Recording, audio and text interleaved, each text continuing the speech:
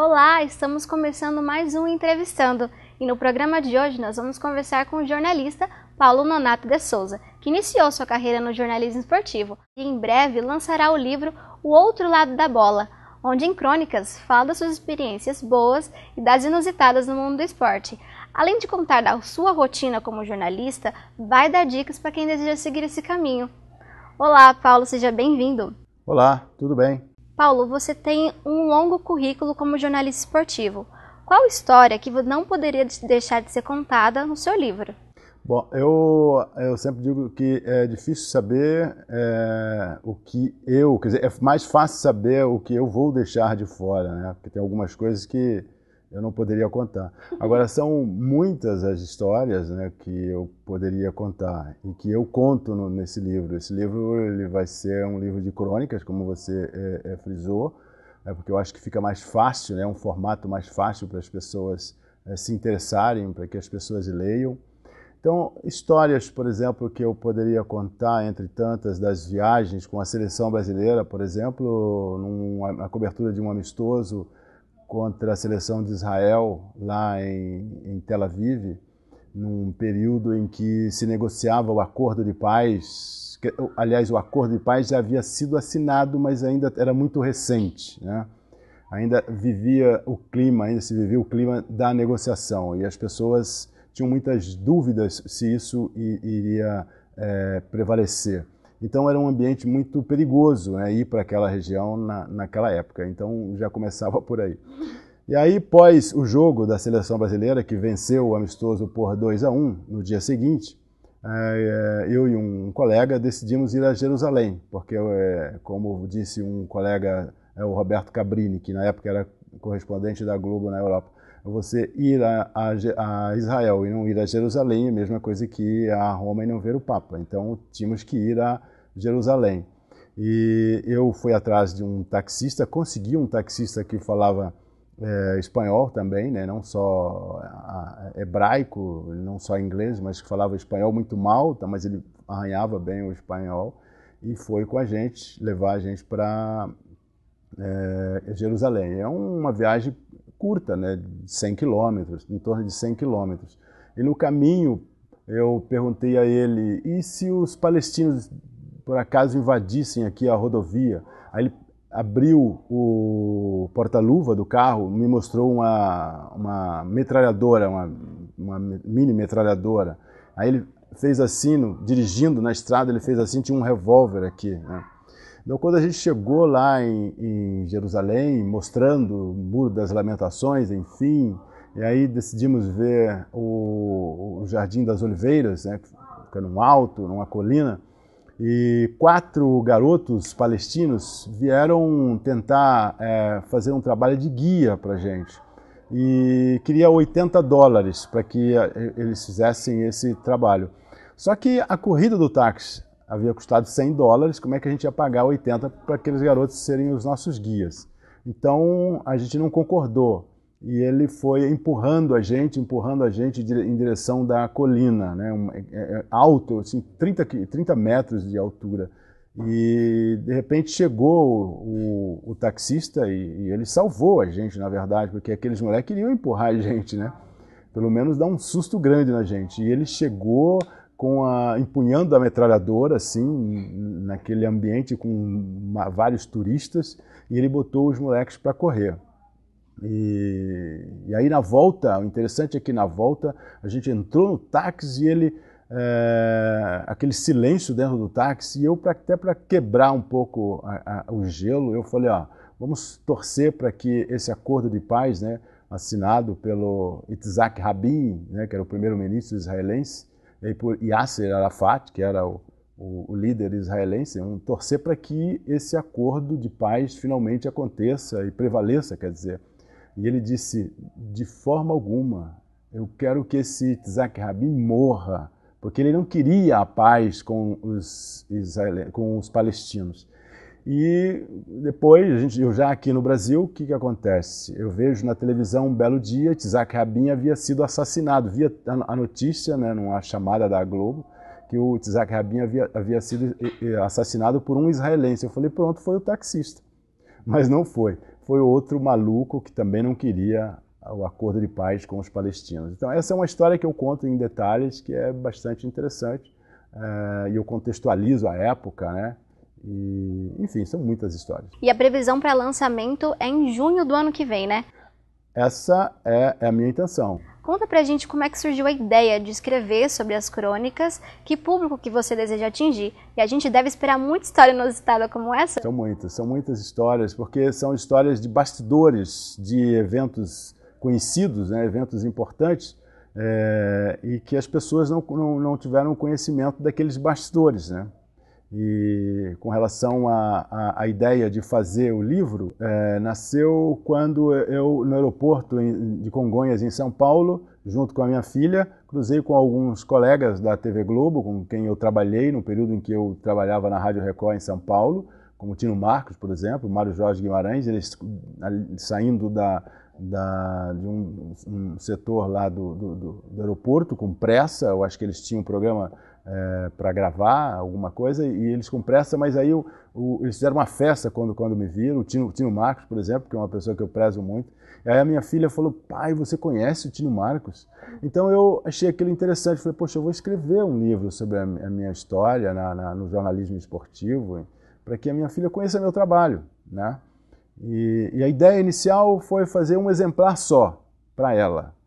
Aí depois eu fui escrevendo, fui vendo que tinha bastante coisa interessante de bastidores, né? Bastidores de eventos importantes e de jogos da seleção, jogos dos clubes de São Paulo que eu acompanhava, que eu cobria, né? Cheguei a ficar um ano inteiro cobrindo São Paulo, por exemplo, Palmeiras, Corinthians, enfim. Então, são muitas coisas que eu poderia contar, e coisas daqui também, né? Numa época em que o futebol daqui era fortíssimo, né? Competitivo, né? E que eu era repórter aqui naquela época. E o público que eu gostaria muito de atingir é principalmente o público jovem que quer ser jornalista, que esteja na faculdade. Essa é a minha intenção, de mostrar para eles que é possível. Por exemplo, eu sou de Dourados, quer dizer, nasci em Naviraí, mas cheguei em Dourados bem criança, bebê ainda, e lá em Dourados era uma criança pequena e já sonhava ser uma pessoa do mundo, e eu queria trabalhar no New York Times, né? Na época, né, eu falava para todo mundo que eu ia trabalhar no New York Times. Então você, ouvindo isso de uma criança naquela época, e mesmo hoje, que vou ser jornalista, eu vou trabalhar no New York Times, é uma coisa assim, um sonho impossível talvez, né? E que não é impossível, né? E que eu acabei fazendo tudo aquilo que eu tinha planejado fazer, né? Que era vir para cá, depois ir, quer dizer, a ideia inicial era ir para o Rio. Eu não fui para o Rio, fui para São Paulo. Depois eu não fui para São Paulo, quer dizer, eu fui para São Paulo. De São Paulo eu não fui para Nova York, fui para Los Angeles, depois fui para a Europa. Fiquei 10 anos fora. Então, isso tudo, contar essas histórias de que é possível chegar.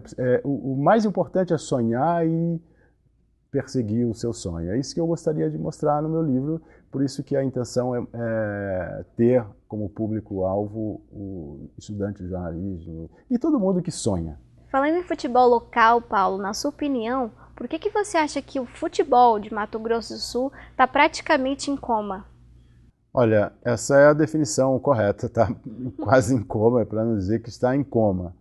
Eu acho que o problema local, do futebol local, é o problema do futebol brasileiro. É a falta de gestão, a falta de governança. Esse é um termo bonito que se usa ultimamente para definir o que acontece com o nosso futebol. Mas ele é nacional. Aqui a gente se preocupa em exportar o artista, quer dizer, o jogador, e não se preocupa em fazer o espetáculo, né? A gente é matéria-prima. E parece que essa vai ser para sempre a nossa preocupação, né, em todos os setores no Brasil. Ser matéria-prima. E isso também no futebol. Você vai à Europa, você vê aqueles grandes espetáculos que eles pensam em todos os detalhes.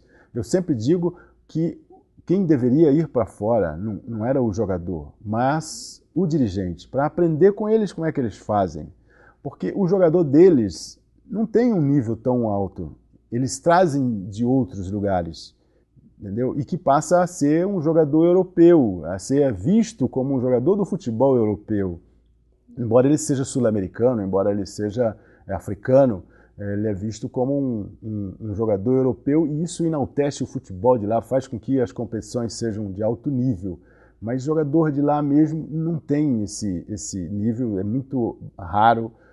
Veja que o Messi é o melhor do mundo, você tem o Cristiano Ronaldo ali brigando e muitas vezes sendo o melhor do mundo, mas ele é um jogador duro, não é um jogador de alto nível com habilidade, como é um Ronaldinho Gaúcho, por exemplo, e os nossos jogadores.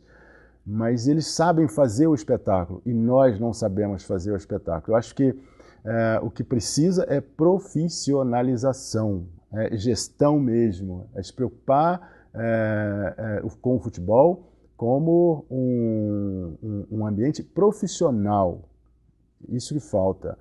Eu me lembro que quando eu estava na Record em São Paulo, eu cobri durante bastante tempo a criação do chamado Clube dos 13, que mudou o formato do futebol brasileiro. E eu, numa reunião que foi decisiva para a criação do Clube dos 13, eu telefonei para cá, para alguns dirigentes, para dizer, olha, o futebol brasileiro vai mudar, não vai ser mais como antes, não vai ser mais como acontece, que os campeões estaduais disputam a Série A do Campeonato Brasileiro. Vai ser diferente, vai ter outro formato, vai ter Série A, Série B, Série C, e a gente vai ficar de fora. E aqui o que eu ouvi aqui dos dirigentes, não se preocupa com isso, que a gente vai virar a mesa. Não virou a mesa, a gente ficou de fora, e hoje a gente está completamente alijado do futebol, da Série A do futebol brasileiro, nem pensar, né? Então, assim, a gente está em coma por falta de profissionalismo, por falta de visão profissional, por falta de gestão, por falta de governança. Para finalizar, Paulo, eu queria que você desse uma dica para estudantes de jornalismo que ainda não escolheram a sua área de atuação. Olha, a opção pela área de atuação, eu acho que a escolha tem a mesma dificuldade ou a facilidade de quando você vai escolher qual a profissão fazer. Eu acho que, primeiro de tudo, é preciso, quando você já está dentro, no caso do jornalismo, qual área seguir. Eu acho que você tem que seguir o que você mais gosta de fazer. Porque você fazendo, isso parece um chavão, mas é verdade, você fazendo aquilo que você realmente gosta de fazer, você vai fazer com mais prazer, com mais gosto, enfim. Mas qualquer que seja a área que você seguir, mesmo que não seja naquele momento a área que você prefere, eu acho que é importante que você tenha determinação, tenha foco naquilo que você esteja fazendo. Qualquer evento tem que ser encarado com muita seriedade, não importa qual seja, se de você considera alto nível, baixo nível, enfim. Mas tem que fazer a melhor matéria. A melhor matéria que você possa fazer é aquela que você está fazendo naquele momento. E eu me sinto privilegiado nisso porque eu, ainda criança, ainda garoto, eu já optei pelo jornalismo. Eu quis fazer jornalismo. E optei por fazer o esporte, ainda criança. E ainda garoto, eu decidi que no futuro eu iria me preparar para ser assessor de imprensa. Né? Que eu iria sair de Dourados, viria para Campo Grande, depois iria para os Estados Unidos, iria para a Europa e que voltaria a morar em Campo Grande. E que eu seria assessor de imprensa em Campo Grande. Eu era garoto, tinha 6, 7 anos de idade, e isso eu já tinha definido na minha cabeça. Então, eu me sinto um privilegiado por isso, porque é uma dificuldade, eu sei que é, quando você não sabe o que você quer, o que você vai fazer, o que você deseja fazer. E para você que quer conferir um pedacinho do livro, as crônicas foram publicadas no jornal online Campo Grande News. Paulo, muito obrigada pela sua presença e para você até o próximo programa.